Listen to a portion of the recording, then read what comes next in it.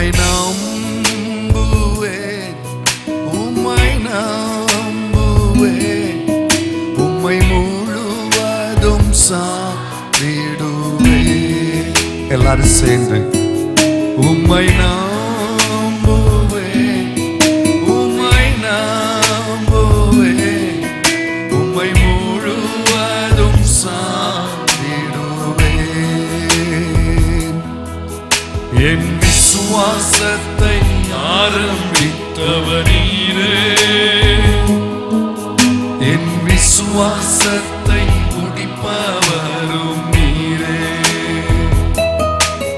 என் விசுவாசத்தை ஆரம்பித்தவர் நீரே, என் விசுவாசத்தை முடிப்பவரும் நீரே. நீ சொன்னதாகுமே,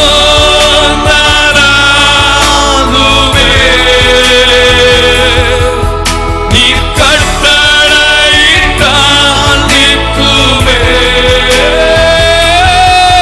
நீ சொன்னதாகுமே,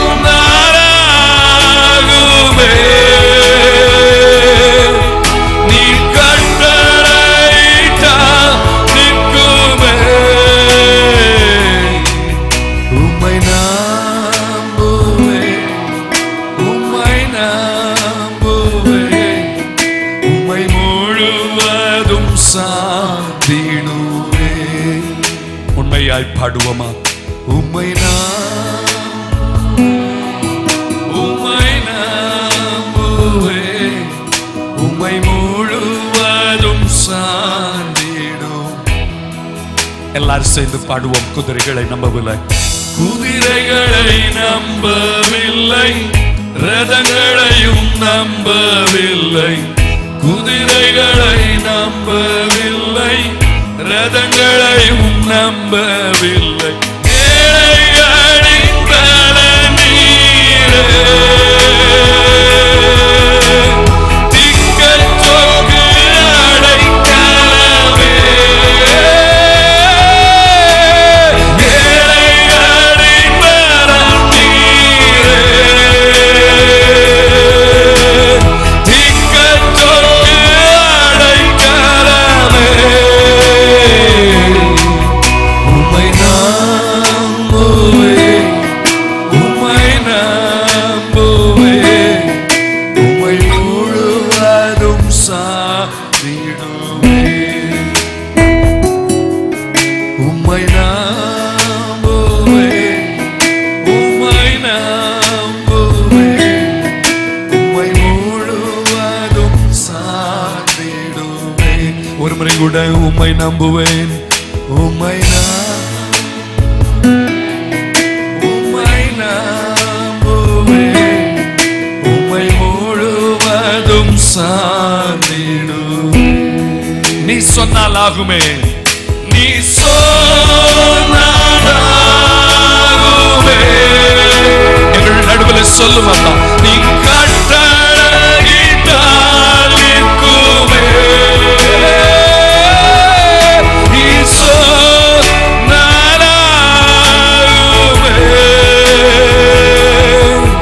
நீ கட்டளையிட்டால் நிற்குமே. உம்மை நம்புவேன், உம்மை நம்புவேன், உம்மை முழுவதும் சார்ந்திடுவேன். உம்மை நம்புவேன், உம்மை நம்புவேன், உம்மை முழுவதும் நம்ம எல்லாரும் கண்களை மூடி உம்மை நம்புவேன் அப்பா சொல்லுங்களேன். உம்மை நம்புவேன், உம்மை நம்புவேன் அப்பா. நீ சொன்னால் ஆகுமே, நீ சொன்னால் ஆகுமே. நீ கட்டளையிட்ட, நீ கட்டளையிட்டால் நிற்குமே. நீ சொன்னால் ஆகுமே, எனக்கு சொல்லுமே. நீ கட்டளையிட்டால்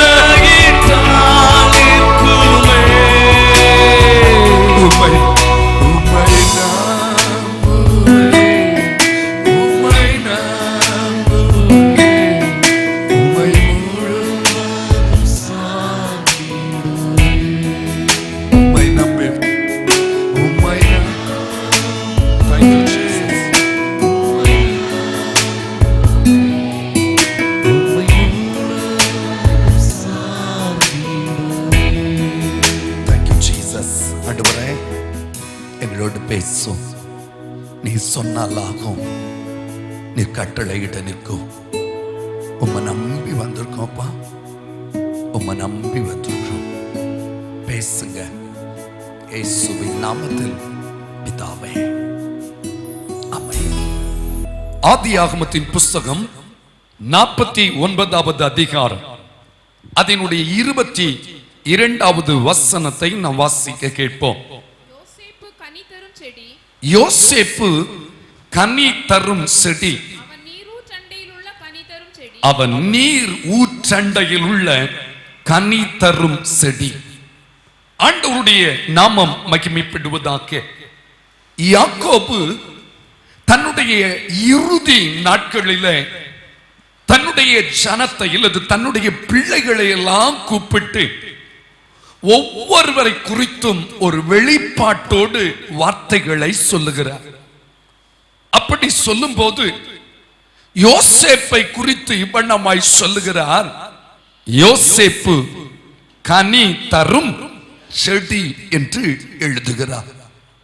இன்னும் சொல்ல போனால் வேதம் யோசேப்பை குறித்து எப்படி அடையாளப்படுத்துகிறது தெரியுமா?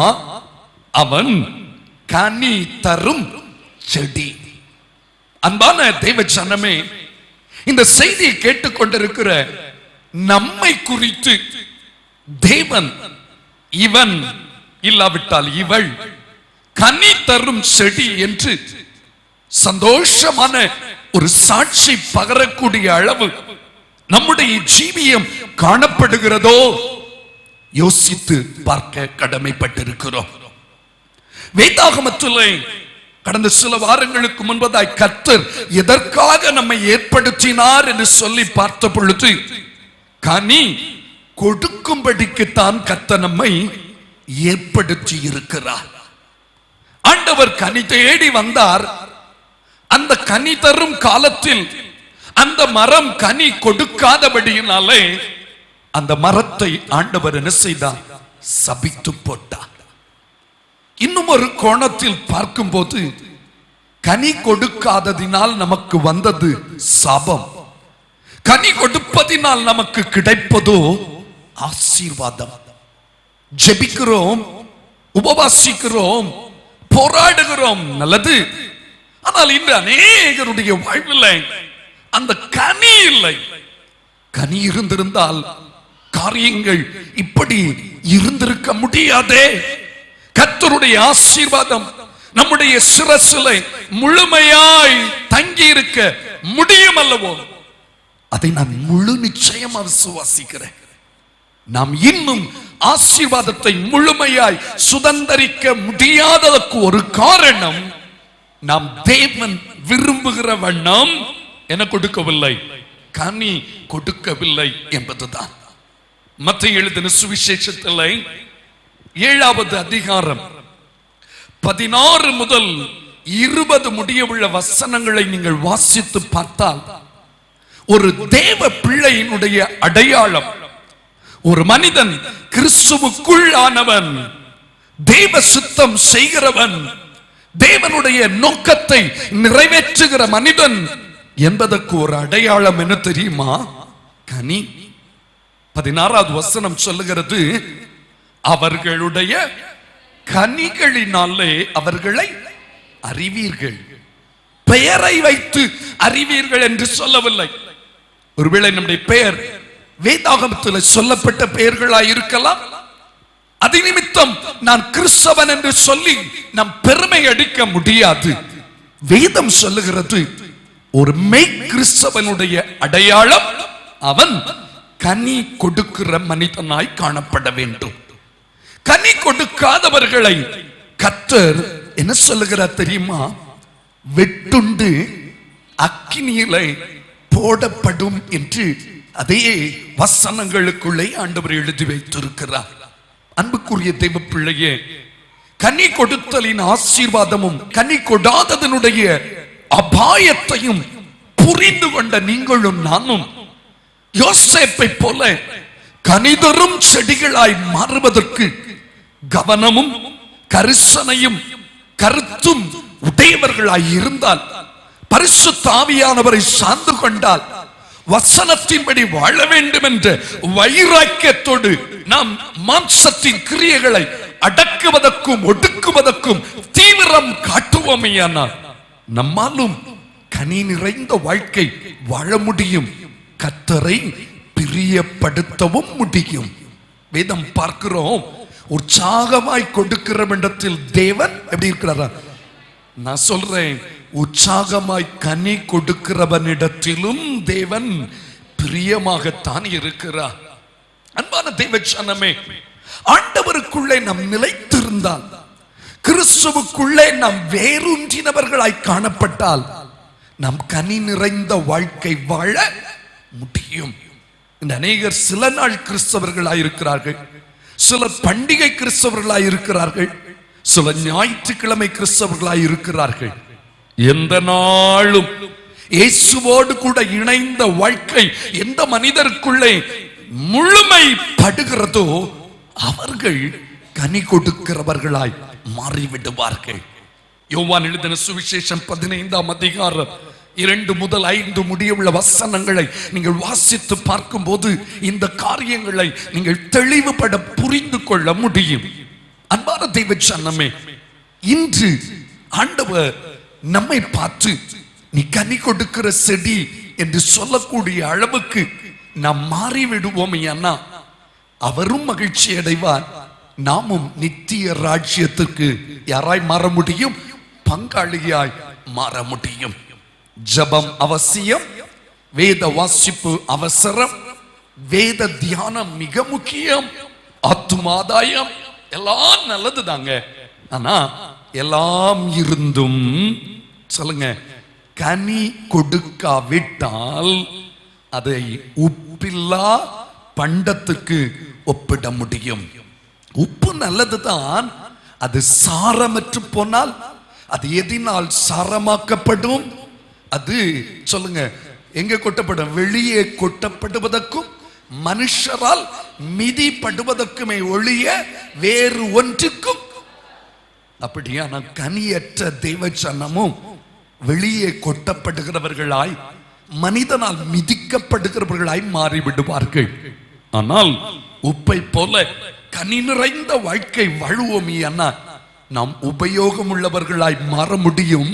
மனிதர்களால் மிதிக்கப்படுகிறவர்களாய் அல்ல, மனிதர்களால் மதிக்கப்படுகிறவர்களாய் கர்த்தர் நம் தலையை உயர்த்த துவங்கி விடுவார்.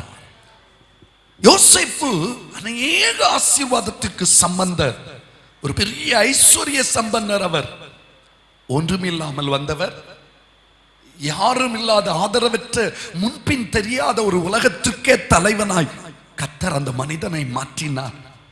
அதற்கு அவன் சிறப்பாய் எதையும் எடுக்கவில்லை. தேவ திட்டம் அவன் மேல் இருந்தது உண்மைதான். ஆனா அவன் ஜெபித்தானோ, அப்படி செய்தான் இப்படி செய்தான், உபவாசம் பண்ணானோ இல்ல. அவனுடைய கேரக்டர், அவனுடைய குணாதிசயம், அவனுடைய ஜீவியம் தான் அவனை உயர்த்தி விட்டது என்று சொல்ல முடியும். உடனே நான் சொல்ல விரும்புகிறேன், நம்ம ஒவ்வொருவர் மேலும் தேவனுடைய திட்டம் இருக்கிறது. தேவனுடைய பிரதானமான மேன்மையான திட்டங்கள் ஒவ்வொருடைய குடும்பத்தை குறித்தும் வைக்கப்பட்டிருக்கிறது. சிறந்த தரிசனம் நிறைந்த சொப்பனங்கள் நமக்கு ஏற்கனவே கிடைக்க பெற்றிருக்கிறது. அது நிறைவேறுவதற்கு வெறுமனே ஜெபித்தாலும் உபவாசித்தாலும் மட்டும் போதாது. உங்களுடைய ஜீவியம் தான் உங்களை உயர்த்த முடியும் என்று நான் விசுவாசிக்கிறேன். மனிதன் முகத்தை பார்ப்பான், தேவன் இருதயத்தை பார்க்கிறவர். இன்றைக்கு ஒரு கூட்டம் ஜனம் ஆண்டவர் விரும்புகிற வழியில நடப்பதற்கு தீவிரம் காட்டுகிறது. ஆனா ஒரு பெருங்கூட்டமோ பெயரளவில் வேதத்தை கையில் எடுக்கிறவர்களாய் பையில் வைக்கிறவர்களாய் இருக்கிறார்களே ஒழிய வாழ்வில் அதை நடைமுறைக்கு கொண்டு வருவதற்கு அவர்கள் தயங்கி கொண்டிருக்கிறார்கள். நான் விசுவாசிக்கிறேன், நீங்களும் நானும் சத்தியத்தின்படி வாழ்வதற்கும் கனி கொடுத்தலுக்காகவும் நீங்க நிமிர்ந்து நிற்பீர்களையானா, ஆத்மீக வீரியம் கொண்டு நிற்பீர்களையானா, நம்மாலும் கனி தரும் செடிகளாய் மாற முடியும் என்று ஆவியானுடைய உதவியோடு நான் சொல்லிக்கொள்ள விரும்புகிறேன். எத்தனை பேர் ஆண்டவரை துதிக்க விரும்புறீங்க? ஹல்லேலூயா. அன்புக்குரிய தேவஜனமே, ஏன் இந்த இடத்துல யோசேப்பு கனி தரும் செடி என்று எழுதப்பட்டிருக்கிறது? அந்த மனிதனுடைய வாழ்வில் நாம் புதிய பாட்டுல கலாத்தியர் 5வது அதிகாரம் 22, 23 வசனங்களில் வாசிக்கிற கனிகள் அத்தனையும் காணப்பட்டது. மொத்தம் 9 கனிகள். எல்லாரும் சேர்ந்து சொல்லலாமா? ஆவியின் கனியோ அன்பு, சந்தோஷம், சமாதானம், நீடிய பொறுமை, தயவு, நற்குணம், விசுவாசம், சாந்தம், இச்சையடக்கம். 9 கனிகளையும் வேத அறிஞர்கள் 3ஆக பிரித்திருக்கிறார்கள். முதலாவது அன்பு, சந்தோஷம், சமாதானம். இந்த 3ஐயும் காட்வேர்ட் ஃப்ரூட்ஸ் என்று எழுதியிருக்காங்க. தேவனை நோக்கி கொடுக்கிற கனிகள். அடுத்தபடியாக 3 நீடிய பொறுமை, தயவு, நற்குணம். இந்த 3ஐயும் மேன்வேர்ட் ஃப்ரூட்ஸ் என்று எழுதியிருக்காங்க. மனிதனை கிடத்துல கொடுக்க வேண்டிய கனிகள். அடுத்தது 3 என்ன? விசுவாசம், சாந்தம், இன்வர்ட் ஃப்ரூட்ஸ், உள்ளான நம்முடைய ஜீவியத்துக்கு உள்ளாக காணப்பட வேண்டிய கனிகள் என்று எழுதியிருக்கிறாங்க. இந்த 9ஐயும் 3ஆ பிரித்திருக்காங்க. முதல் 3 கர்த்தரை நோக்கி, 2வது 3 மனிதனை நோக்கி, 3வது 3 நம்முடைய உள்ளான ஜீவியத்துல பிராக்டிஸ் பண்ணப்பட வேண்டிய கனிகள். மொத்தத்தில் இந்த 9 கனிகளும் எந்த ஒரு மனிதனுடைய ஜீவியத்தில் இருந்து தாராளமாய் வெளிப்படுகிறதோ அந்த மனிதனுக்கு உயர்வு அவன் ஓடி ஓடி தேடி தேடி பார்க்க வேண்டியதாய் இருக்காது. அந்த உயர்வு அவனை தேடி வரக்கூடியதாய் காணப்படும். அந்த உயர்வு தானாக அவனுக்கு கிடைக்கக்கூடியதாய் மாறிவிடும். நீங்க யோசேப்பின் சரித்திரத்தை பார்த்தா அவன் உயர்வுக்காக யாரையும் நாடினதில்லை, யாரையும் தேடினதில்லை, எங்கேயும் ஓடினதில்லை. அவன் அனுமதிக்கப்பட்ட பாதையில சீராய் சிறப்பாய் அவன் கனியோடு கூட, கனி கொடுத்தலின் வாழ்வோடு கூட காணப்பட்டபடியினாலே அவனை குறித்து தேவன் வைத்திருந்த திட்டத்தை எவரும் தடுக்க முடியவில்லை. ஏற்ற வேளையில் அவன் கரத்தில் அவைகள் கடந்து வர ஆரம்பித்தது. இன்று நான் தீர்க்க தரிசனமாக சொல்றேன், கனி கொடுக்கிற மக்களுக்கு கர்த்தருடைய திட்டம் நிச்சயம் நிறைவேறியே தீரும். அதற்கு எதிரடையா எத்தனை பேர் போராடினாலும், எத்தனை மனுக்குலம் இடையூறு பண்ணினாலும், கனி கொடுக்கிற ஜனத்திற்கு கர்த்தர் ஆதரவாய் நின்று ஆச்சரியமான ஆசீர்வாதத்தை அவர்கள் ஜீவியத்தில் கைகூடி வர பண்ணுவார். இது தேவனுடைய சத்தியம். அன்பான தேவஜனமே, இந்த 9 கனிகளையும் யோசேப்பு என்கிற அந்த தேவ மனிதனுடைய சரித்திரத்தோட நான் இணைத்து பார்த்தேன். ஆச்சரியமா இருந்துச்சு. இந்த 9 கனியையும் அந்த மனிதனுக்குள்ளே பார்க்க முடிகிறது. இன்றைக்கு இந்த 9 கனிகளையும் நம்மோடு இணைத்து பார்த்தால் அந்த 9 கனிகளுக்கும் நம்முடைய வாழ்வில் பொருத்தமான நிகழ்வுகள் இருக்குமோ? நம்முடைய ஜீவியம் பொருந்துமோங்க? யோசிங்க, ஆராய்ந்து பாருங்க. அப்படி குறைவா இருந்தா நம்மை திருத்திக் கொள்வதற்கு தீவிரமா எழும்பிடுவோம். ஏனென்றால் இனியும் காலம் செல்லாது, இனியும் காலம் செல்லாது. ஆண்டவர் அந்த அத்தி மரத்தை திராட்சை தோட்டத்தில் நட்ட எஜமான பார்த்து அந்த வேலைக்காரர் சொல்றார், பாருங்க எஜமானே, இந்த 1 வருஷம் கூட இருக்கட்டும் ஐயா, கனி கொடுத்தால் சரி, கொடாவிட்டால் இதை என்ன செய்துருவோம், வெட்டி போடுவோம் என்று சொல்லுகிறார். ஏன்னா ஒரு அற்புதமான ஒரு அனுபவம் இன்றைக்கு நான் விசுவாசிக்கிறேன். நம்முடைய எஜமானராகிய தெய்வம், ஹல்லேலூயா, கை உயர்த்துவோர் ஹல்லேலூயா சொல்லுங்க. பரலோக பிதாவின் இடத்துல குமாரனாகிய இயேசு கிறிஸ்து நமக்காய் பரிந்து பேசுகிறார். இந்த ஒரு சான்ஸ் கொடுத்து பார்ப்போம். இன்னைக்கு ஒரு தடவை பிரசங்கம் கேட்டு பார்க்கட்டும். இவர்கள் இனி ஆகிலும் கனி கொடுக்கிறவர்களாய் மாறிவிட்டால் சரி, இல்லாவிட்டால் வெட்டி போடலாம். எச்சரிப்போடு கூட என் தேவனுடைய ஆசீர்வாதத்தை அனுபவிப்பதற்குரிய ஒரு நல்ல அனுகூல சூழ்நிலை இன்று நமக்கு இந்த வசனத்தின் வாயிலாய் கடந்து வருகிறது என்பதை புரிந்து கொண்டு நம்மை அர்ப்பணிப்பது நல்லது. பாருங்கள், முதலாவது இந்த பைபிள்ல இந்த வசனம் கலாத்தியர் 5:22 பாத்தீங்கன்னா, ஆவியின் கனியோ, கனிகளோ என்று சொல்லல, ஆவியின் கனியோ. ஒரு ஆரஞ்சு பழம் எடுத்துக்கங்க, அதுக்குள்ளால பல சுளைகள் இருக்குல்ல, அத போல அன்பு என்கிற அந்த பழத்துக்குள்ளால, கனிக்குள்ளால மற்ற 8 சுளைகளும் இருக்கிறது. அன்புக்குள்ள இந்த மற்ற 8 குணங்களும் அடங்கிவிடும். அன்புதான் பிரதானம். எல்லாரும் சொல்லுங்க, எதுதான் பிரதானம்? அன்புதான். Thank you Jesus. கனி செடி நீலைத்திருக்கும் கொடியாயடியே படந்திலங்க. கனி செடி நீலைத்திருக்கும் கொடியாயடியே படந்திலங்க. கீழை நறுக்கி களை பிடுங்கி கர்த்தரை காத்தென்னை சுத்தம் செய்தி. கீழை நறுக்கி களை பிடுங்கி கர்த்தரை காத்தென்னை சுத்தம் செய்வி. உம் பாதம் பணிந்தே என்னாலும் துதியே, உம்மை அன்றி யாரை பாடுவேன். ஏசையா உந்தன் அன்பு உள்ளம் பொங்குதே. ஏசையா உந்தன் அன்பு உள்ளம் பொங்குதே. உம் பாதம் பணிந்தே என்னாலும் துதியே, உம்மை அன்றி யாரை பாடுவேன். ஏசையா உந்தன் அன்பு உள்ளம் பொங்குதே. ஏசையா உந்தன் அன்பு பொங்குதே. அன்பு தெய்வ சனமே, இந்த அன்பு என்கிற கனிக்குள்ளால இருக்கிற 8 அனுபவங்கள் தான் பின்னால சொல்லப்பட்டிருக்குது.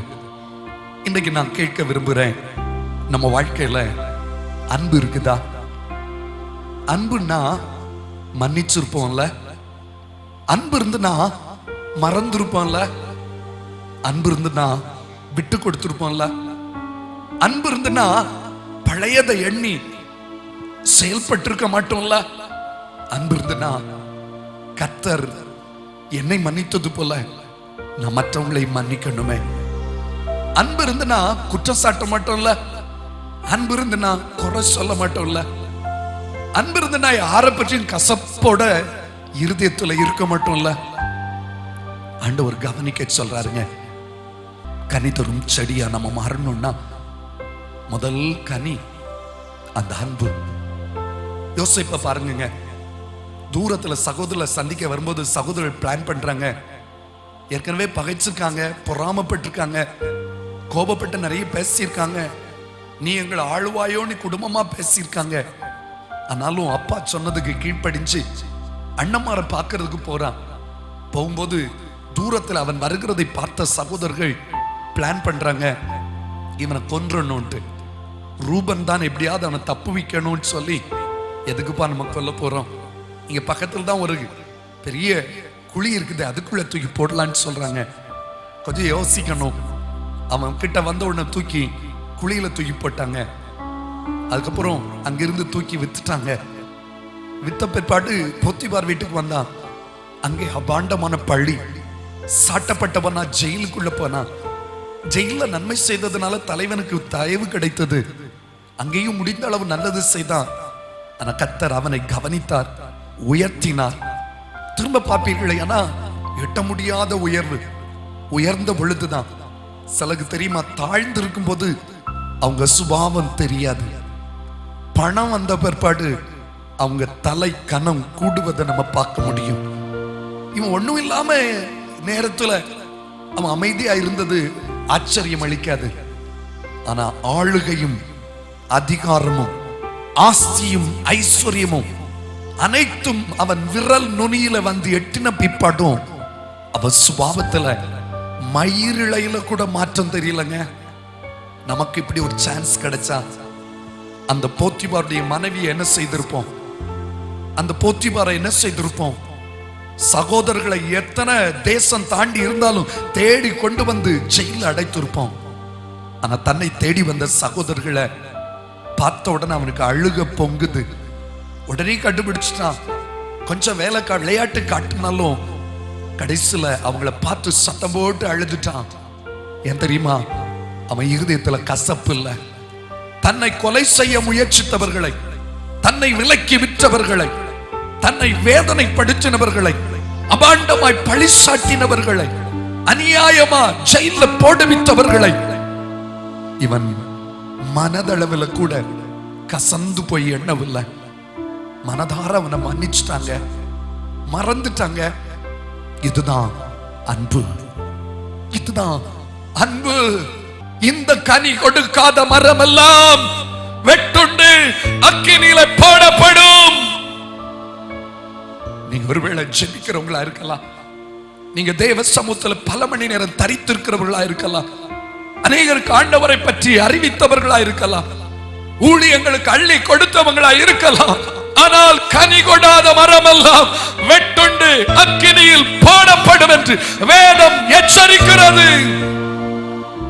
அது யாரா இருந்தாலும் சரிங்க, அது யாரா இருந்தாலும் சரி, என் உள்ளத்தில் ஆண்டவர் ஒரு பெரிய பாரத்தை தந்திருக்கிறார். உண்மையான அன்பு மன்னிக்கும்.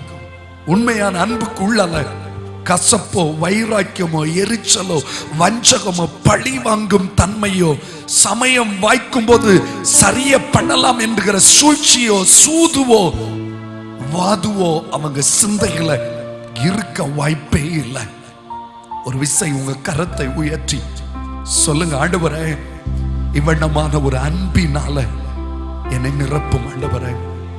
அன்பென்னும் ஆவியால் என்னையும் ஆண்டவரே என்று நிரப்பிடும். ஆயுள் முழுதும் சேவை செய்ய ஆண்டவரே என்னை அனுப்பிடும். அன்பென்னும் ஆவியால் என்னையும் ஆண்டவரே என்னை நிரப்பிடும். ஆயுள் முழுதும் சேவை செய்ய ஆண்டவரே என்னை அனுப்பிடும்.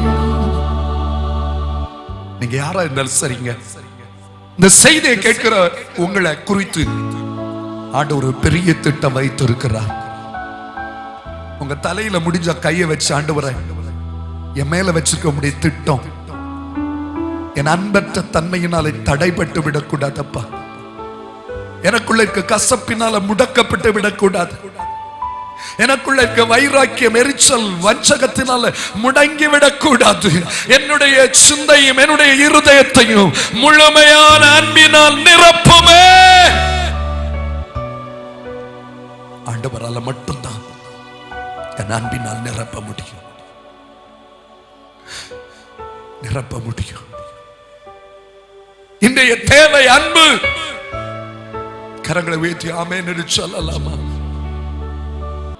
கனி இல்லாத ஒரு மனிதனையும் கர்த்தர் தம்முடைய ராஜ்யத்தில் சேர்த்துக் கொள்ள மாட்டார், சேர்த்துக் கொள்ள மாட்டார். ஒருவேளை யாரை குறித்தாயிலும் கசப்போ, வைராக்கியமோ, வஞ்சகமோ இருந்துச்சுன்னா இன்றைக்கு ஆண்டவருடைய சமூகத்தில் மன்னியுங்க. கிறிஸ்து எனக்கு மன்னித்தது போல நான் யாவரையும் மன்னிப்பதற்கு ஆயத்தம். ஹல்லேலூயா. கரங்களை உயர்த்தி ஆமென் சொல்லலாமா? ஹல்லேலூயா.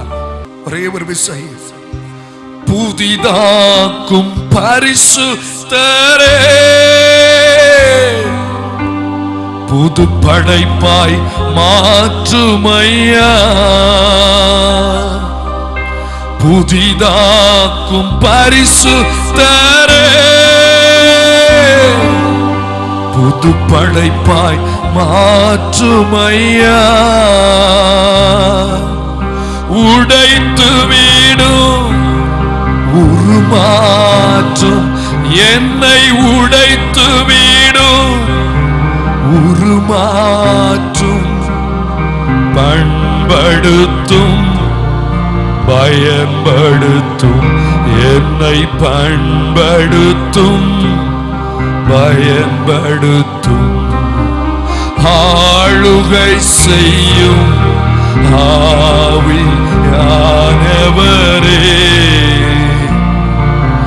பலியாய் தந்தே பரிசுத்தமானவரே.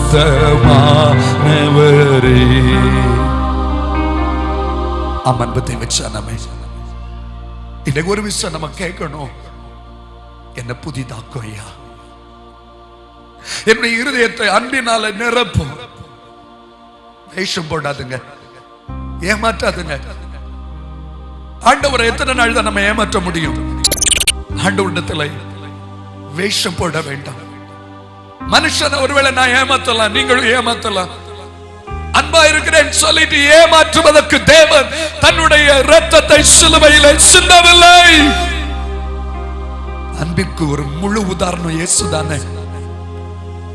தன்னை காட்டி கொடுத்தவர்களை, தன்னை காயப்படுத்தினவர்களை, தன்னை கொலை செய்ய வந்தவர்களை பார்த்து சொன்னார், பிதாவே இவர்களை மன்னியும்.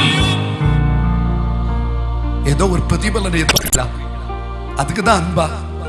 ஏதாவது ஒரு காரியம் நடக்கணுமா, அதுக்குதான் அன்பா? இல்லது ஏதோ ஒரு காரியத்தை பெற்றுக்கொள்வதற்கு தான் அன்பா? மூன்று விதமான அன்பு இருக்குது.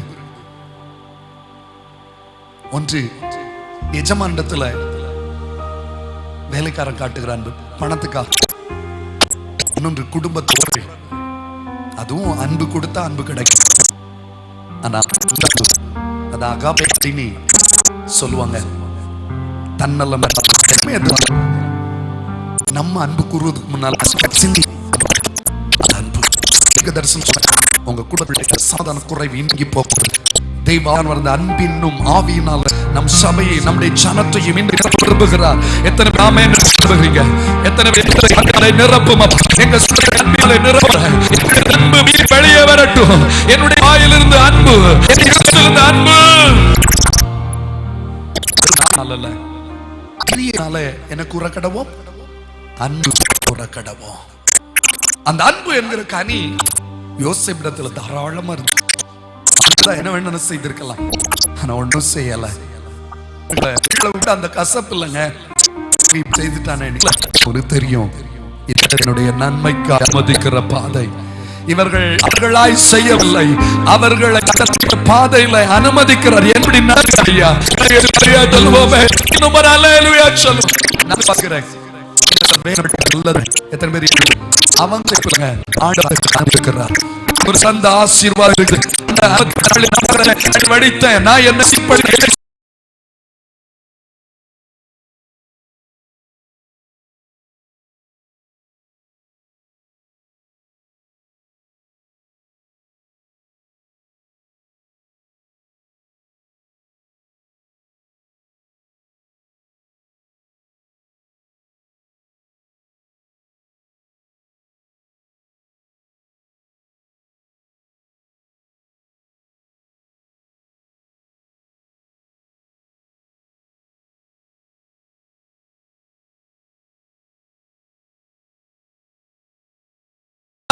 எனக்கு வர வேண்டிய நன்மை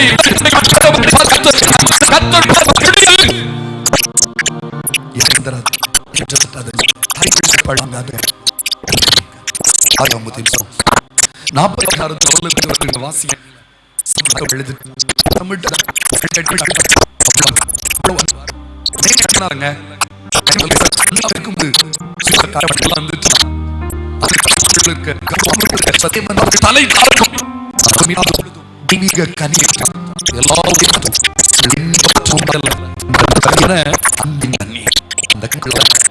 எனக்கு சந்தோஷம்.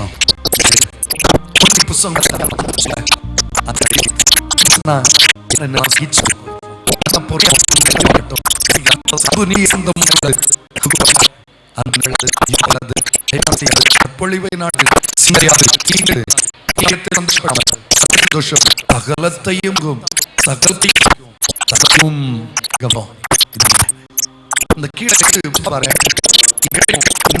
அதிக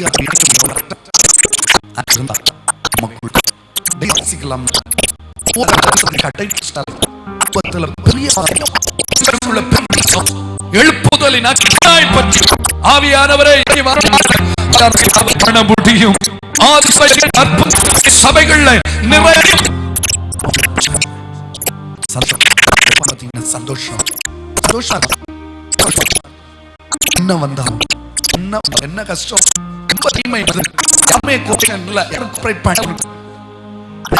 தனித்து விடப்பட்ட 30 வயதிலிருந்து 30 அந்த டீனேஜ்ல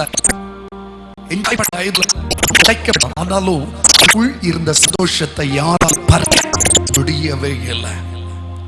அவர் அதற்குள்ளேயும் கர்த்தரோடும் எப்படி இருந்தா சந்தோஷம். ஆதியாகமம் புத்தகம் 43வது வசனத்தை பாத்தீங்கன்னா 34வது வசனத்தின் பகுதியில் அவர்கள் அவருடனே எப்படி இருந்தார்கள்? சந்தோஷமா இருந்தாங்க. யாரு? யோசேப்பின் சகோதரர்கள். யாருடனே? யோசேப்புடனே. என்ன ஒரு மகிழ்ச்சி, சந்தோஷம்.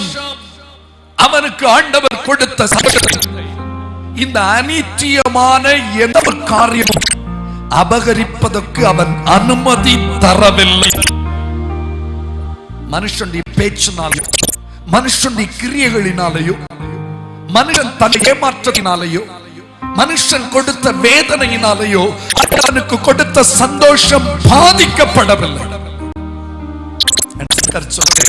அவர்களுக்கு தானியமும் திராட்சை ரசமும் பெருகி இருக்கிற கால சந்தோஷத்தை பார்த்தும் அதிக சந்தோஷத்தை என் இருதயத்தில் தந்தேன். சங்கீதம் 4:7 எழுதி வைத்திருக்கிறார். சமாதானத்தோடு எடுத்து நித்திரை செய்வேன். கர்த்தாவே, நீர் ஒருவரே என்னை சுகமாய் தங்க பண்ணுகிறீர். அவனுக்கு தெரியும், நீர் மட்டும்தான் சந்தோஷத்துக்கு சாயர். நிமித்தமும் நான் அந்த சந்தோஷத்தை இழக்க மாட்டேன். அப்போஸ்தலனாகிய பவுல் புதிய நிருபங்களை ஜெயில இருந்து கொண்டு அவர் எழுதின நிருபத்துல தான் அவர் திரும்ப திரும்ப எழுதியிருக்கார், சந்தோஷமாயிருங்கள் சந்தோஷமாயிருங்கள் என்று மறுபடியும் உங்களுக்கு சொல்லு. இன்னொரு கோணத்தில் சொல்லுகிறது, கர்த்தரிடத்தில் மன மகிழ்ச்சியாயிரு, அவர் உன் இருதயத்தின் வேண்டுதல்களை உனக்கு. இன்னொரு சொல்றது, கர்த்தருக்குள் மகிழ்ச்சியாய் இருப்பதே உங்களுடைய பலம். துக்கப்பட்டு கொண்டிருப்பது ஆவிக்குரிய பலவீனம். எந்த நிலை வந்தாலும் மகிழ்ச்சியை இழக்காமல் இருப்பதுதான் ஆத்மீக பலம். அன்பான தெய்வ ஜனமே, எத்தனை பேருக்கு இந்த வார்த்தை பிரயோஜனமா இருக்குது பாருங்க. கவலைப்படாதுங்க, எதை குறித்தும் கவலைப்படாதுங்க. கர்த்தர் பார்த்துக் கொள்வார் என்ற நிச்சயம் உள்ள உங்களுடைய சந்தோஷத்தை யாராலும் பார்க்க முடியாது. கரங்களை உயர்த்தி ஆமென் சொல்லுவோமா? ஹல்லேலூயா, ஹல்லேலூயா. வெறும் கையாய் கடந்து வந்த மனிதனை இரு பரிவாரத்தினால முடிசூட்டின கர்த்தர் நம்மோடு கூட இருக்கிறார் அல்லவோ? எத்தனை பேர் சொல்ல முடியும்? ஹல்லேலூயா. இன்னும் ஒரு ஹல்லேலூயா சொல்லுவோம். ஹல்லேலூயா. தண்ணீரை கடந்தேன், சோதனை ஜெயித்தேன், மதிலை தாண்டினேன் உம்பலத்தான். தண்ணீரை கடந்தேன், சோதனை ஜெயித்தேன், மதிலை தாண்டினேன் உம்பலத்தான். நன்றி நன்றி ஐயா, உம்மை உயர்த்தி நன்றி நன்றி ஐயா, உம்மை உயர்த்திடுவே. இதுவரை நடத்தி குறைவின்றி காத்து மகிழ்ந்தீரே நன்றி ஐயா. இதுவரை நடத்தி குறைவின்றி காத்து மகிழ்வை தந்தீரே நன்றி ஐயா. தண்ணீரை கடந்தேன், சோதனை செய்தேன், மதிலை தாண்டினேன். தண்ணீரை கடந்தேன், சோதனை செய்தேன், மதிலை தாண்டினேன் உம்பலத்தான். நன்றி நன்றி ஐயா, உம்மை உயர்த்திடுவே. நன்றி நன்றி ஐயா, உயர்த்திடுவேன். ஹல்லேலூயா. கை உயர்த்து ஹல்லேலூயா சொல்லுங்க. அன்பு நமக்குள்ளே பொங்கி வழியும் போது அதற்குள் இருக்கிற சந்தோஷத்தை யாரும் எடுக்க முடியாது. ஆதியாகமத்தின் புத்தகம் 43:23 வசனம், யோசேப்பு தன்னுடைய வேலைக்காரர்களை அந்த சகோதரர்களுக்கு நேரா அனுப்பி சொல்லுவான், அதற்கு அவன் உங்களுக்கு சமாதானம் சொல்லுங்க. உங்களுக்கு யோசேப்பின் கஸ்டடியில விட்டுட்டு சகோதரர்கள் மறுபடியும் யாருக்கு போனாங்க? பென்யமீனை கூட்டிட்டு வர்றதுக்காக போனாங்க. விட்டு வரும்போது பயந்துட்டே வர்றாங்க. என்ன ஆச்சுதோ சிமியோன் என்ன ஆச்சுதோ பயந்துட்டே வர்றாங்க. பணம் வேற சாக்குல இருக்குது, இதை என்ன செய்ய போறான்னு பயந்துட்டு வர்றாங்க. அவங்கள பார்த்து வேலைக்காரன் சொன்ன, உங்களுக்கு சமாதானம். சிமியோன் பரமாதான் இருக்கான், கூட்டி கொண்டு விட்டான். தேவனிடம் சமாதானம், மனிதனிடத்தில் சமாதானம். தேவனிடத்துல சமாதானம். உங்களுக்கு ஆண்டவருக்கு இடையில ஏதாவது பிரிவு பைபிள்ல சொல்லப்பட்டிருக்கிறது. பாவங்களே தேவனுக்கு உங்களுக்கு நடுவாக எதை உண்டாக்குதான்? முழங்கால் போட்ட உடனே அவரோட கனெக்ட் பண்ண முடியும். ஏதாவது மனத்தாங்கல் இருந்துச்சுன்னா முடியாது. மன்னியும்னு கேட்கணும். மன்னிக்க வேண்டிய அவசியமே இல்லை. நான் இயேசுவோடு கூட சமாதானமா இருக்கேன். அவரோடு கூட சமாதானம் இருந்தது மட்டும் இல்லைங்க, என்னை சுற்றியில் இருக்கிற மனிதர்களோடு கூட நான் எப்படி இருக்கேன்? சமாதானம். வெறுமனே உங்களுக்கு சமாதானம் சொல்லுவதனால சமாதானம் வந்து விடாது. பைபிள் சொல்லுது, கூடுமானும் யாவரோடும் எப்படி இருக்கணுமா சொல்லுங்க? சமாதானமாயிருங்கள். எல்லாரும் சொல்லுங்க, யாவரோடும் சத்தமா சொல்லுங்களேன். நான் எல்லாரோடும் சமாதானமாய் இருக்கிறேன். நான் எல்லாரும் சமாதானமாய் இருக்க விரும்புறேன். அவங்க ஒருவேளை சமாதானத்துக்கு எதிராய் செயல்படலாம், ஆனா நீங்க சமாதானமா இருங்க. நீங்க மனிதர்களோடு சமாதானமற்றவர்களாய் மாறினால் உங்களுக்கு நடுவில் என்ன உண்டாகிரும்? பிரிவினை, சமாதான குறைவு. அல்லேலூயா. சிலரை பிசாசு பிடித்தவங்க தலையில கை வைக்க சொன்னா நிறைய பேர் கை வைக்க மாட்டாங்க. தெரியுமா? அவங்களுக்கு தெரியல, ஏதோ குறைவு இருக்கு. எங்க நம்ம வைக்க போய் பாவம் இருக்கிறதுனால அது நம்ம மேல வந்துருமோன்னு பயம். சாந்தா இருக்கவங்க கை வைப்பாங்க. ஒண்ணும் இல்லை, ஆண்டவரோடு நான் சமாதானமா இருக்கேன். இந்த சாத்தான்ட்ட தான் எனக்கு சமாதான குறைவு. அவன் கை வைக்கும் போது வெளியே போவான். சமாதானம் இருக்குதாங்க. எல்லாட்டையும் சமாதானமா இருக்கீங்களா? உங்க வீட்டுக்குள்ள எல்லாட்டையும் சமாதானமா இருக்கீங்களா? இவ்வளவு நாள் நம் தெய்வ சமூகத்துல வந்துட்டோம், எவ்வளவோ பிரசங்கத்தை கேட்டுட்டோம்ல. ஏன் நம்ம சமாதானமா இருக்க கூடாது? ஏன் நம்ம எல்லாரோடும் சமாதானமா இருக்க கூடாது? தேவன் வருவார், கணக்கு கேட்பார். இத்தனை பிரசங்கம் கேட்டீங்களே, இவ்வளவு பிரசங்கத்தை கேட்டும் இன்னும் மனம் திரும்பவில்லை. எல்லாட்டையும் சமாதானம். யாருக்கு மேலேயாவது கசப்போ சமாதான குறைவோ இருந்தனா கூட்டம் முடிஞ்ச உடனே போன் பண்ணுங்க, இல்லது அவங்க வீட்டுக்கு போங்க, இல்லது எப்படியாவது ஒரு SMS பண்ணுங்க. என்னை மன்னிச்சுங்க, நான் உங்களோட சமாதானமா இருக்க விரும்புறேன். கர்த்தர் என்னோடு கூட பேசினார். நம் அறிவுகளை உணர்ந்தால் நாம் நம்மை சீர்படுத்திக் கொள்வதற்கு நாம் ஆயத்தப்படுவோம். 3 காரியம் சொன்னேன், அடுத்தது 3 காரியம் சொல்ல போறேன். அது என்ன? நீடிய பொறுமை, தயவு. சொல்லுங்க, நற்குணம். எல்லாரும் சொல்லுங்க, நீடிய பொறுமை, தயவு, நற்குணம். வாழ்வில் ஆரம்பத்திலே பாருங்க, ரொம்ப போத்திரம், கடின பாதை, ரொம்ப ஏமாற்றம். ஆனா பொறுமையா இருந்தான். ஏனென்றால் சிறு பிராயத்திலேயே கர்த்தர் அவனுக்கு ஒரு தரிசனம் இல்ல, எத்தனை தரிசனம் கொடுத்தாரு? 2 தரிசனம் கொடுத்தாரு. கை உயர்த்தி ஆமென் சொல்லுவோமா? எத்தனை தரிசனம்? 2 தரிசனம். ஒண்ணு, இவன் ஒரு கதிர்கட்டை பார்க்கிறான், அதை சுற்றிலும் 11 கதிர்கட்டு இவனை என்ன செய்ததான்? வணங்கி நின்ற. அடுத்த சொப்பனம் சொல்லுங்க, சந்திர 11 நட்சத்திரம் என்ன செய்தது? வணங்கி. அவங்களுக்கு தரிசனம் அப்படியே பதிஞ்சிட்டு. அவனுக்கு தெரியும் ஒரு நாள் சூழ்நிலை நம்ம வர்றோம். ஆனா இந்த தரிசனத்துக்கு ஏறுவதற்கும் அவனுக்கு கடந்து வந்த பாதைக்கும் சம்பந்தமே இல்லை. இவன் உள்ளத்துல இருந்தது கர்த்தர் தந்த வார்த்தை மட்டும். அது நிறைவேறும் என்கிற நிச்சயத்தோடு தான் அவன் எப்படி இருந்தான் தெரியுமா? பொறுமை இல்ல, நீடிய பொறுமையா இருந்தான். தரிசனம் பெற்றவங்க, தேவனுடைய திட்டத்தை புரிந்து கொண்டவங்க அவசரப்படக்கூடாது. அவசரப்பட்டு முடிவு, அவசரப்பட்டு எடுக்கிற காரியங்கள் நமக்கு வர வேண்டிய சிறந்த உயர்வை தடுக்கிற தடைகள் மாறி போய்விட வாய்ப்பு உண்டு. அதுதான் எச்சரிக்கிறேன். எங்கேயுமே அவசரப்படலங்க, எதிர்த்து பேசல, நியாயத்தை நிரூபிக்க விரும்பல, நீடிய பொறுமையா இருந்தா. நான் நினைக்கிறேன் டெய்லி இந்த தரிசனத்தை தெய்வ சமத்துல கொண்டு போனானே என்ன தெரியல. Thank you Lord. தரிசனம் தந்தவர் அதை நிறைவேற்றுவார். ஹல்லேலூயா. எத்தனை பேர் ஹல்லேலூயா சொல்லுவோமா? கை உயர்த்தி ஒரு ஹல்லேலூயா சொல்லுவோம். காலங்கள் கடந்து போயிருக்கலாம், ஆனா ஸ்தோத்திரம், அவர் மாறாத தேவன். Thank you Lord. தாமதம் அல்ல, தக்க சமயத்தில் அவர் கதை செய்வார்.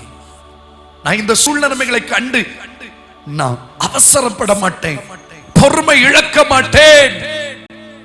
பொறுமை இழந்து பண்ணின செயல்கள்னால எவ்வளவு பாதிப்புங்க குடும்பத்துல. பொறுமை இழந்து பேச்சுகளினால எவ்வளவு மனஸ்தாபம் வீட்டுக்குள்ள. பொறுமை இழந்து செய்திகள் நமக்கு ஒரு பிளாக் மார்க்க உண்டாக்கி இருக்குது. ஹல்லேலூயா. சொல்லுங்க, நான் நீடிய பொறுமையா இருப்பேன். தெரியும். Thank you Jesus. என்ன வந்தாலும் நம்புவேன் என் நேச மீட்பரை. யாக்கை செல்வேன் எனது இயேசுவே. அகல ஆழ உயரமா எவ்வள அன்பு கூர்ந்தா. என்ன துன்பங்கள் வந்தாலும் அவர் என்னை கைவிட மாட்டார். என்ன துன்பங்கள் வந்தாலும் அவர் என்னை கைவிட மாட்டார். நீடிய பொறுமையோட இந்த யோசேப்பு இருக்கிறார். ஒவ்வொரு ஸ்டெப் எடுத்து பாருங்க.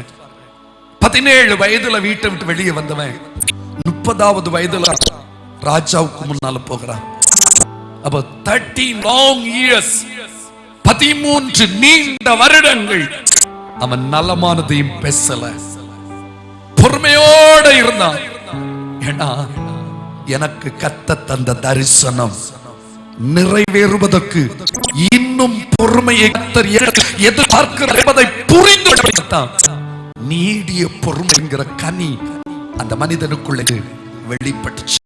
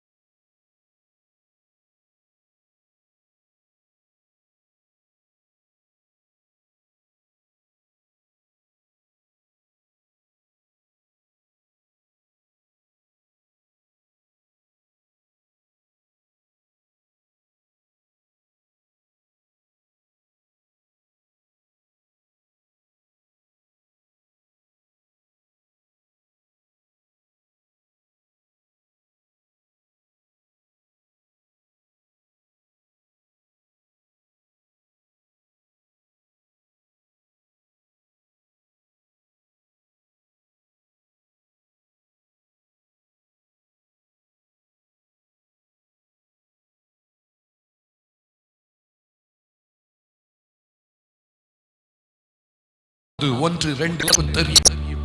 கர்த்தருக்காய் பொறுமையுடன் அவர் எருமாய் சாய்ந்து எப்படுதலை கேட்டார். பயங்கரமான உளையான சேற்றிலும் இருந்து என்னை தூக்கி எடுத்து என் கால்களை கன்மலையின் மேல் நிறுத்தி என் அடிகளை என்ன செய்தார். உயர்வு எப்ப வந்துச்சு தெரியுமா?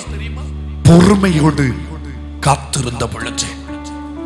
யாக்கோபு 5வது அதிகாரம் 11வது வசனத்தை நீங்க பார்க்கும் போது, இதோ பொறுமையாய் இருக்கிறவர்களை பாக்கியவான்கள் இருக்கிறோமே அப்படின்னா, நீடிய பொறுமையா இருக்கிற மிகுந்த பாக்கியவான்கள். மாறும், ஒரு நாள் மாறும். சொல்லுங்க அல்லேலூயா. உங்க ஒரு நாள் மாறும். கை வைத்து ஆமென்.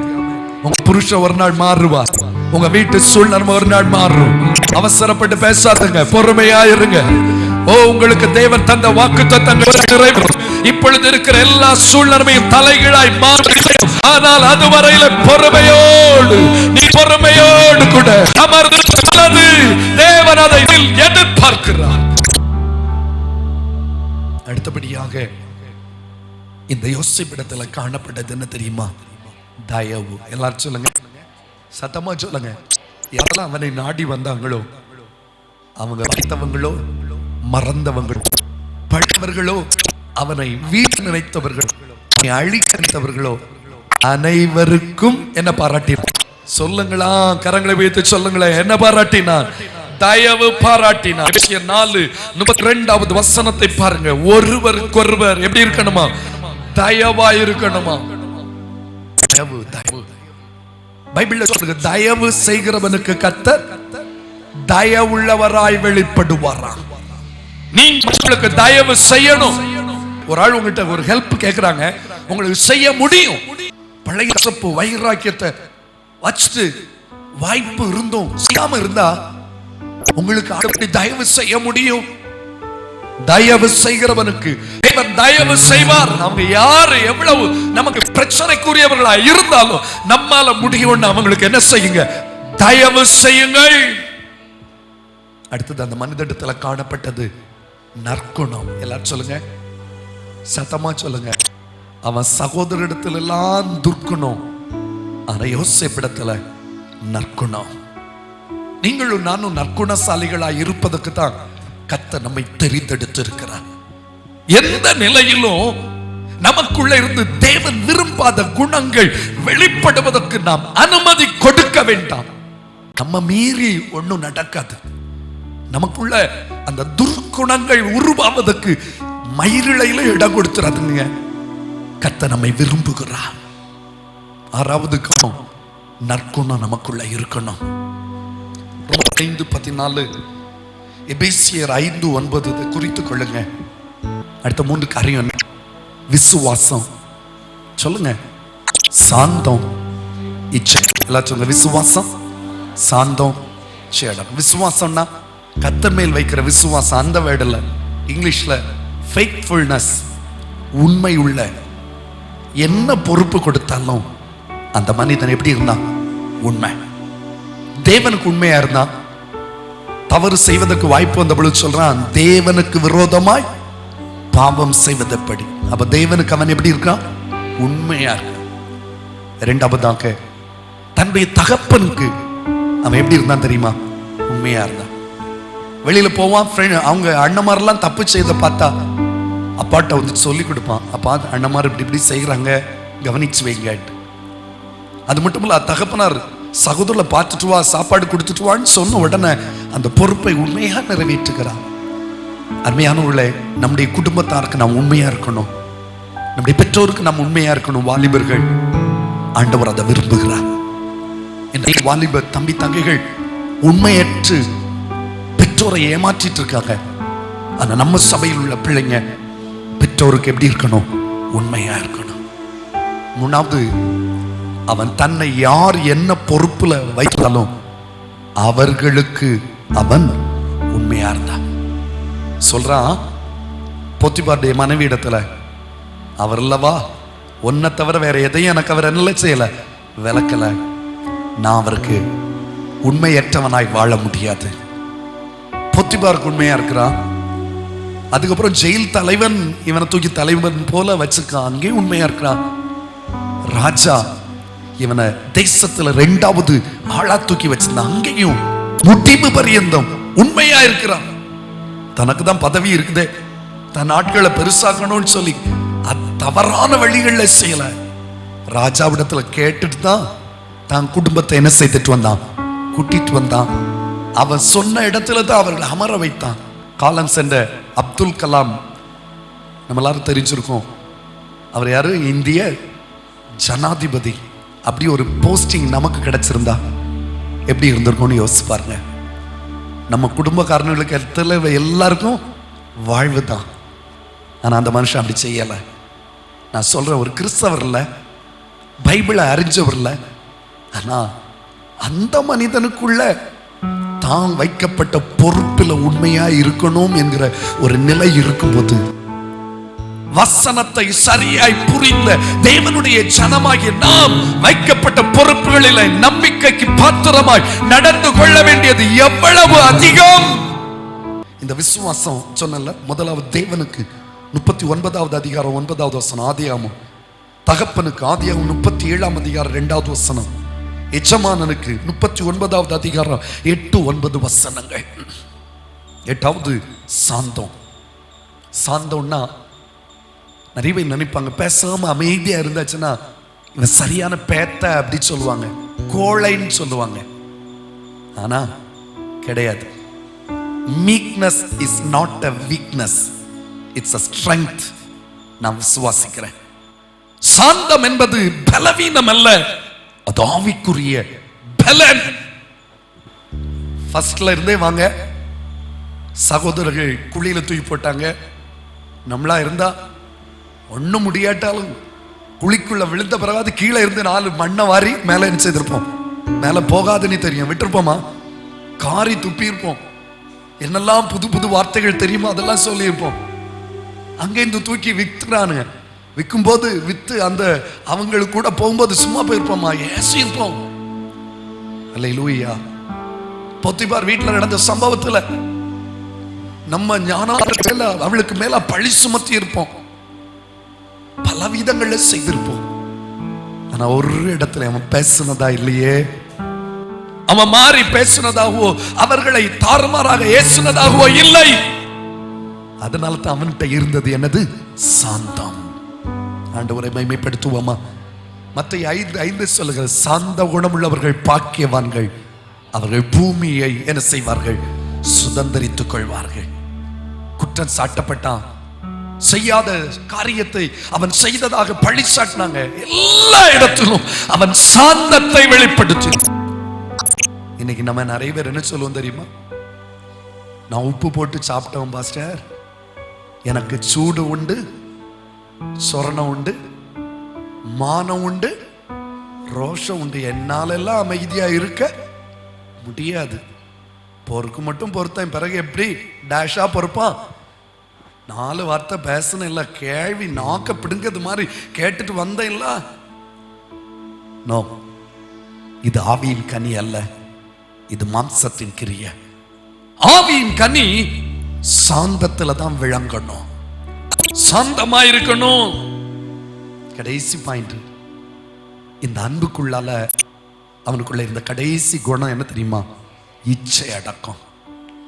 ஆதியாகமத்தின் புத்தகம் 39வது அதிகாரம் 7-12 வரை இந்த சம்பவம் நம்மளாம் அறிந்திருக்கோம். அவன் அந்த இடத்துல பாவம் செய்வதற்கு வாய்ப்பு வந்தபோது அவன் தன்னுடைய மாசத்தின் இச்சையை என்ன செய்தான்? அடக்கினபடியினால தான் கர்த்தர் எட்ட முடியாத உயரத்துக்கு அவனை தூக்கி கொண்டு போய் நிறுத்தினார். ஒருவேளை நம்முடைய குறைவுகள், நம் மாம்சீகத்தின் இச்சையை அடக்காதது நமக்கு வர வேண்டிய ஆசீர்வாதத்துக்கு தடை இருக்க வாய்ப்பு உண்டு. அதே நேரத்தில் அநேக சந்தர்ப்பங்களில் மாம்சத்தின் இச்சையை அடக்கின தெய்வ பிள்ளைகளுக்கு நீங்க எதிர்பார்ப்பதை விட சிறப்பான உயர்வு காத்து கொண்டிருக்கிறது.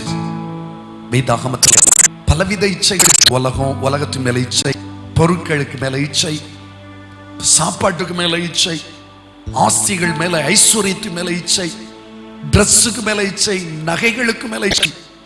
இவைகள் எல்லாத்தையும் அடக்கணும், இல்லாவிட்டால் அது உன்னை அடக்கம் பண்ணிவிடும். இந்த மனிதன் ஞானமா இருந்தான், அவ பேசிட்டே இருக்கிறான், காது கொடுத்த உட்கார சொல்றா, உட்காரல. ஓனா ஒருவேளை அவனுக்கு அதற்கு கிடைத்தது ஜெயிலா இருந்தாலும் தேவனிடத்திலிருந்து வந்தது சிங்காசனம். ஆமென். மறந்துடக்கூடாது. நான் பரிசுத்தமாய் விடுவதற்கு இந்த உலகம் கொடுக்கிற வெகுமதி சிறைச்சாலைக்கலாம், ஆண்டவர் தருகிற பரிசோ சிங்காசனம் என்பதை விடக்கூடாது. இவ்வளவு அவன் இச்சை அடக்கத்தோடு இருந்தபடினால்தான் கர்த்தர் அந்த மனிதனை மிக மேன்மையின் ஆசீர்வாதங்களினாலே முடிசூட்டினார். சுருங்கமா சொன்னா, யோசேப்பு கனி தரும் செடி. நீங்களும் நானும் கூட ஆண்டவரை பார்த்து, ஆண்டவரே வாங்கப்பா இடத்துல வந்து உலாவுங்க, நமக்காய் ஆயத்தப்படுத்தியிருக்க இந்த கனிகளை புசிக்க வாருங்க என்று அழைப்போமா? இயேசு கனி தேடி வந்திருக்கிற நேரம். தேடுவோம், நம்மை ஆராய்ந்து பாருவோம். இன்னும் தேவை கிருபை தாருமே. உங்களுடைய கரத்தை சமூகத்தில் கர்த்தர் நம்மோடு பேசி இருக்கிறார்ல, உண்மையா அவர்களோடு பேசுகிறார். இது தெய்வ சனம். வாழலாம் அது போதுமே, சுகமுட தம்பமுட வாழலாம் அது போதுமே, சுகமுட தம்பமுட சேவை செய்ய கிருபை தாருமே, சேவை செய்ய கிருபை தாருமே.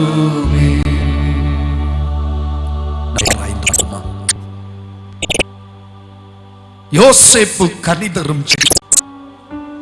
நாம் யாரையா? யாரம்மா? ஆண்டவர் கனி தேடி வந்திருக்கிறார். வென்று அக்கினியிலே போடப்படும் என்று எச்சரிக்கை தந்திருக்கிறார். இனியும் நாம் கனி கொடுக்க தவறினால், இனியும் நாம் கனியுள்ளவர்களாய் காணப்படும், எப்படி நம்மை மன்னிக்க முடியும்? இது தேவனுடைய சத்தம்.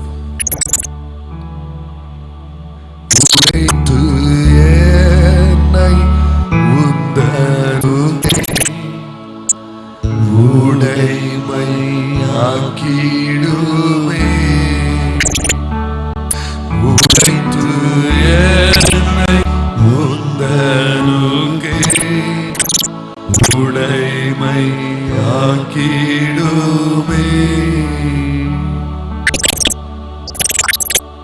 கண்ணீரோடு கூட அநேகரை பார்க்கிறேன், என் பேர்லையும் கனி தரும் செடி என்று கனி கொடுக்கிற இடத்துக்கு என்னை நடத்தும் என்று சொல்வீங்களா? நல்லா ஆடுறே, இந்த ஆலோசனை பேசுனீங்க, வார்த்தைகளை தந்தீங்க, உடைய வார்த்தைகளின்படி நடத்துக்கு ஒப்பு கொடுத்திருக்கோம். பெயர் கிறிஸ்தவர்கள் அல்ல, கனிநிலை கிறிஸ்தவர்கள் தேவனால் அறியப்பட்டால் நாங்கள் மறந்தோம். உருவாக்கும் எங்களை உருமாற்றும் ஐயா, உமக்கு உபயோகமான பாத்திரங்களாய் முற்றிலும் பண்ணிக்கோ. இப்பொழுது கொடுத்த ஒவ்வொருவரையும் கனி நிறைந்த ஒன்று இப்பொழுது கடந்து செல்லுகிறாங்க. இருதயத்தை விட்டு விலகாமல் அப்படி நடப்பதற்கு பரிசுத்தமானவர் புது கட்டளையோடும் ஒரு புது வைகாரத்தோடும் இன்று முதல் நான் கனிக்கிறவர் பிள்ளையாகத்தான் என்பதில் உறுதியாக இந்த நாளில் ஜனத்தை ஆசீர்வதிக்கிறேன். ஒவ்வொருவர் வியாபாரங்களை பிள்ளைகளுடைய படிப்புகளை ஆசீர்வதியும், எழுதுகிற ஒவ்வொரு ஜனத்தையும் ஆசீர்வதியும். நம்ம சர்ச்சில் அநேகர் எழுதுறாங்கப்பா, மேல எழுதுகிற எக்ஸாம்ல நாட்டி எழுதும் ஒவ்வொரு குடும்பத்துடைய வார்த்தைகள் அனைத்துமே பாதுகாப்பு இருக்கு. ஆச்சரியமாய் நடத்தும் ஒவ்வொருவரையும் தூரத்தில் தேசங்களில் இருக்கிற எங்கள் ஆச்சரியமாய் ஆசீர்வதித்து வரும் நாட்களில் இருக்கிற ரட்சகரே சுத்தத்தில் கேளும் நல்ல தும்மாவை கத்தரை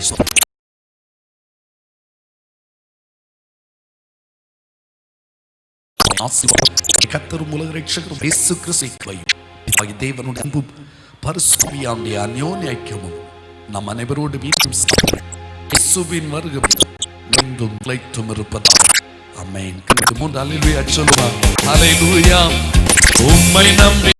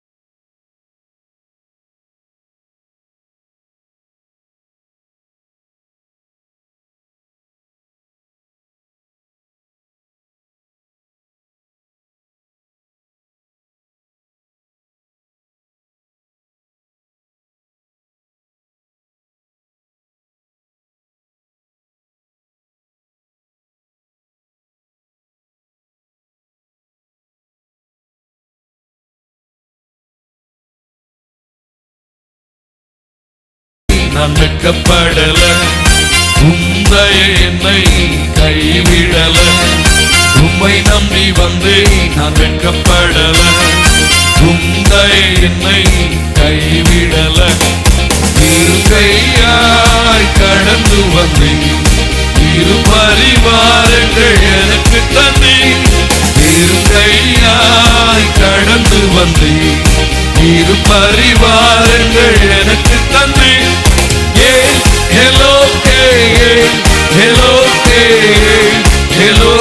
நான் உம்மை துதிப்பேன்.